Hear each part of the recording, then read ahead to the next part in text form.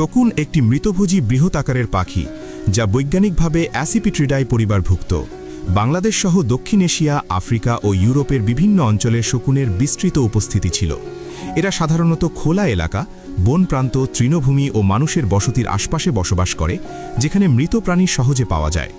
শকুনের সবচেয়ে গুরুত্বপূর্ণ বৈজ্ঞানিক বৈশিষ্ট্য হল এর পাচনতন্ত্র।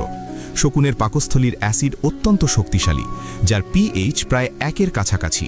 এই শক্তিশালী অ্যাসিড অ্যামথ্রাক্স, বোটুলিজম ও অন্যান্য বিপজ্জনক ব্যাকটেরিয়া ধ্বংস করতে সক্ষম। ফলে শকুন মৃত প্রাণী খাওয়ার মাধ্যমে পরিবেশে রোগ জীবাণুর বিস্তার রোধ করে।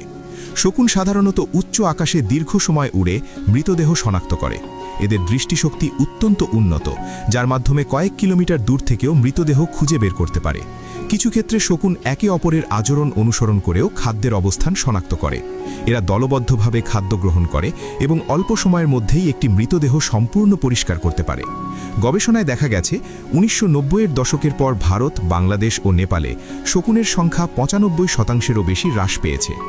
শকুন কমে যাওয়ার প্রভাব শুধু পরিবেশেই নয়, জনস্বাস্থ্যের ওপরও পড়েছে। শকুন না থাকায় মৃত প্রাণী বেশি সময় পড়ে থাকে, ফলে কুকুর ও ইঁদুরের সংখ্যা বেড়ে যায়। এর সঙ্গে রেবিস সহ বিভিন্ন রোগের ঝুঁকিও বৃদ্ধি পায়, যা বিভিন্ন বৈজ্ঞানিক গবেষণায় প্রমাণিত। খাদ্য শৃঙ্খলে শকুনের কোনো কার্যকর বিকল্প নেই, কারণ অন্য কোনো প্রাণীর পাচনতন্ত্র এত শক্তিশালী নয় যে তা একইভাবে রোগ জীবাণু ধ্বংস করতে পারে। এই কারণে শকুনকে প্রাকৃতিক বাস্তুতন্ত্রের একটি অপরিহার্য অংশ হিসেবে বিবেচনা করা হয়। বাংলাদেশে বর্তমানে শকুন অত্যন্ত বিরল।